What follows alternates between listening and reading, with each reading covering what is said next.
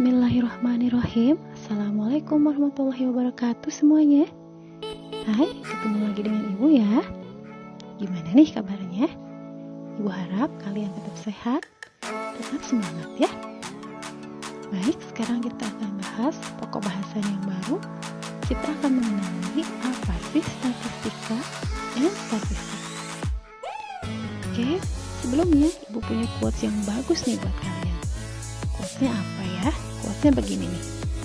Jika kamu tidak sanggup dengan lelahnya belajar, maka kamu harus sanggup menahan perihnya kebodohan. Ibu tahu yang kalian rasakan, pembelajaran jarak jauh di masa pandemi seperti sekarang ini sungguh melelahkan. Banyak tugas yang harus segera dikumpulkan. Tapi Ibu yakin kalian masih semangat. Tetap semangat dan terus semangat ya. Oke, sekarang kita akan masuk KD yang kedua. KD yang kedua adalah menentukan dan menganalisis ukuran pemusatan dan penyebaran data kelompok yang disajikan dalam bentuk tabel distribusi, frekuensi, dan histogram. Baik, ada kata data di situ. Kita ambil ya sebagai kata kuncinya. Nanti kita hubungkan dengan kata statistika dan statistik. Kalian tahu bedanya apa? Pasti sudah mendengar kehidupan sehari-hari ya. Apa sih statistika? Apa statistik? Nanti kita akan bahas. Semoga kalian paham. Semoga tidak tertukar lagi. Baik, yang pertama nanti kita akan bahas definisi dari statistika. Salah satu cabang dari matematika seperti halnya aljabar, geometri, aritmatika, dan trigonometri adalah statistika. Jadi statistika adalah ilmu ya. Jadi statistika adalah cabang matematika yang mempelajari cara pengumpulan, penyajian, penganalisaan, dan penarikan kesimpulan. Itu statistika. Kalau statistik apa? Kalau statistik adalah ini dia statistik. Statistik adalah segala informasi yang bisa kita dapatkan dari suatu data. Jadi sudah tahu bedanya statistika dan statistik? Untuk memperoleh statistik, pastinya kita harus menggunakan statistika. Jadi statistika itu ilmunya ya. Nah, sesudah kita tahu, kita pahami apa statistika dan apa statistik, lanjut ya. Dalam kehidupan sehari-hari, banyak kata kita menggunakan kata statistika dan statistik. Contohnya begini, Universitas jurusan statistika terbaik di Indonesia. Ada yang tertarik jadi ahli statistik? Nah, lebih jelas ya sekarang ya, bedanya statistika dan statistik. Lanjut. Sekarang kita bahas aplikasi di kehidupan sehari-hari, manfaatnya. Pada saat nanti kita belajar tentang statistika, bidang pekerjaan apa saja sih yang bisa kita tekuni? Yang pertama adalah BPS.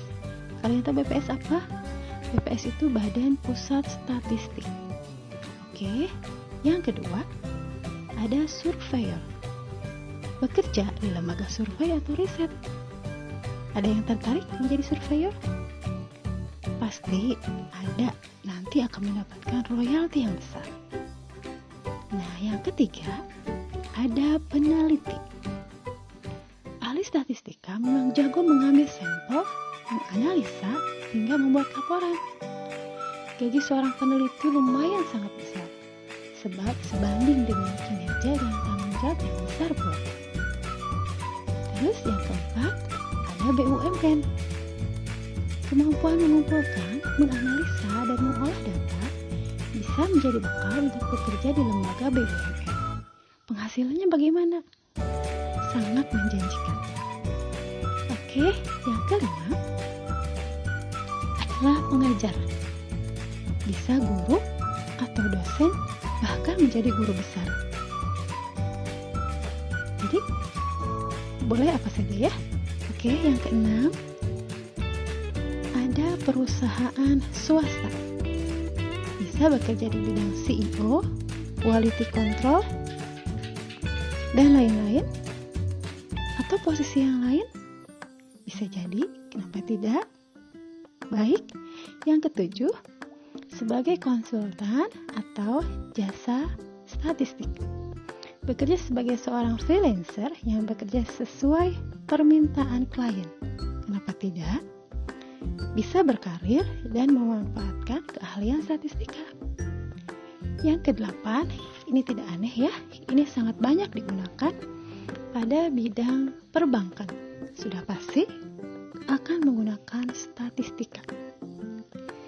Nah, yang terakhir adalah wirausaha. Gaji yang tidak terbatas dan bisa mengembangkan bakat serta kemampuan secara maksimal bisa menjadi pilihan. Yang mana yang kalian suka? Silahkan. Kita akan bahas selanjutnya adalah kegiatan statistika. Ada beberapa kegiatan. Yang pertama adalah pengumpulan data, kedua, pengorganisasian data, ketiga, penyajian data, keempat, pengolahan data, kelima, analisis, dan yang terakhir adalah pengambilan kesimpulan. Nah, yang akan kita pelajari sekarang pada tingkat jenjang SMA adalah poin 1 sampai dengan poin 4. Hanya mengumpulkan data, pengorganisasian, penyajian, dan pengolahan data. Jika kalian nanti kuliah pada statistika, akan dibahas pada perkuliahan. Nah, sudah kita tahu apa langkah-langkahnya, baik Ibu jelaskan sedikit, ulang sedikit ya. Yang pertama adalah pengumpulan data. Nanti akan ditemukan istilah apa itu sampel, apa itu populasi.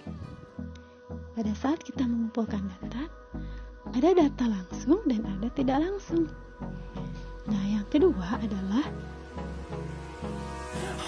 pengorganisasian data. Sesudah data yang kita dapatkan, kita organisasikan, bisa menurut jenis kelamin, bisa menurut usia, bisa menurut hobi, atau bahkan yang lain. Yang ketiga, ini yang sangat menarik, penyajian data.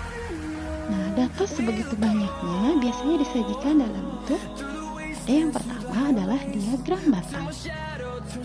Yang kedua, sesudah diagram batang, ada diagram garis. Oke, yang ketiga, ada yang disebut dengan diagram lingkaran. Lalu, yang keempat, sesudah diagram batang, diagram garis, diagram lingkaran, yang keempat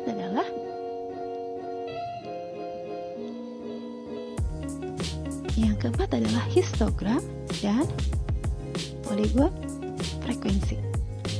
Hampir sama dengan bentuk diagram batang ya, tapi bedanya, nah kita lihat nanti pembahasannya ya.